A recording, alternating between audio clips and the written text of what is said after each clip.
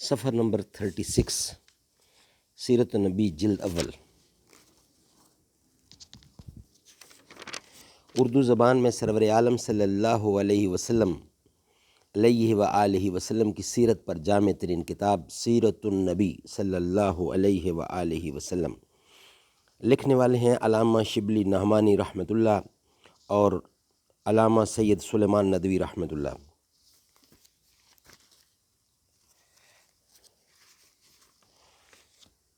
بسم اللہ الرحمن الرحیم، الحمد للہ رب العالمین، والصلاة والسلام علی رسولہ محمد وعلی آلہ واصحابہ اجمعین۔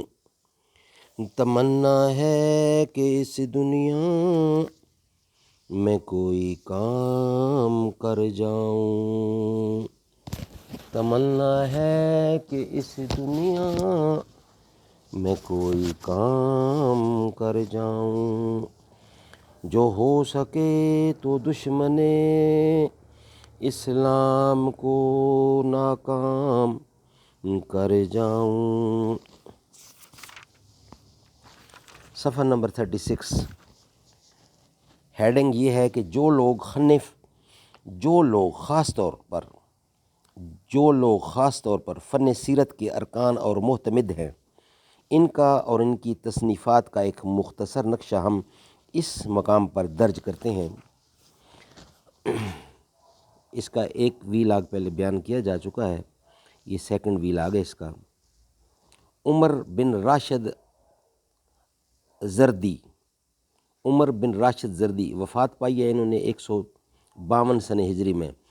امام ظاہری کے تلاندہ میں امام مالک کے بعد ان کا دوسرا درجہ ہے۔ اساتین علم حدیث میں تھے۔ مغازی میں ایک کتاب ان کی تصنیف ہے جس کا نام ابن ندیم نے کتاب المغازی لکھا ہے۔ اس سے آگے ہے نیکسٹ عبدالرحمن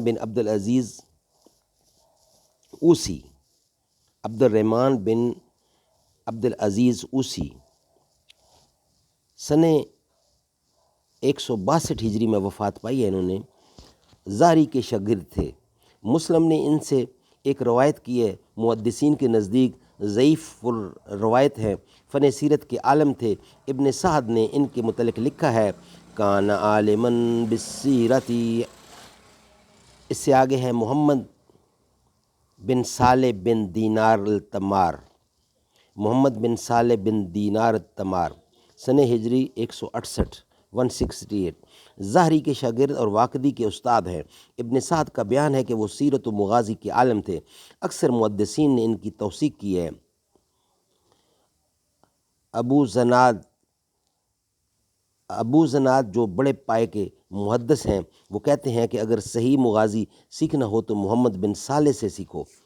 نیکسٹ اس سے آگے ہے محمد محشر نجی المدنی 170 سنہ ہجری میں وفات پائی ہے۔ اشام بن عروہ کے شاگرد تھے۔ سوری اور واقدی نے ان سے روایت کی ہے۔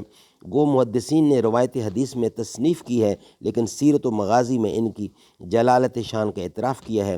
امام احمد بن حنبل کہتے ہیں کہ وہ اس فن میں صاحب نظر ہیں۔ ابن ندیم نے ان کی کتاب المغازی کا ذکر کیا ہے۔ کتب سیرت میں ان کا نام کثرت سے آتا ہے۔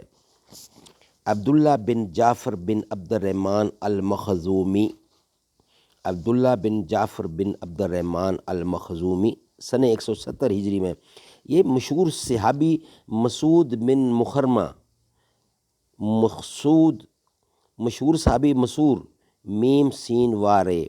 مسور بن مخرمہ کے پڑپوتے تھے۔ فن حدیث میں خاص پایا رکھتے تھے۔ سیرت نبی کے اکابر علماء میں تھے۔ ابن سعد نے ان کی شان میں یہ الفاظ لکھے ہیں من رجال آل المدینۃ عالما بالمغازی۔ عبد المالک بن محمد بن ابی بکر بن عمر بن حزم الانصاری فن حدیث و سیر میں ان کا خاندان ہمیشہ نامور رہا۔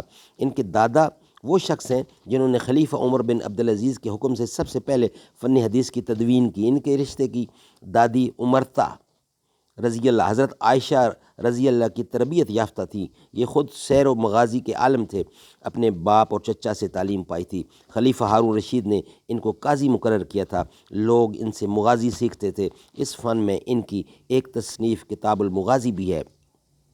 علی بن مجاہد رازی الکندی، علی بن مجاہد الرازی الکندی بہت 180 سنہ ہجری میں وفات پائی ہے انہوں نے۔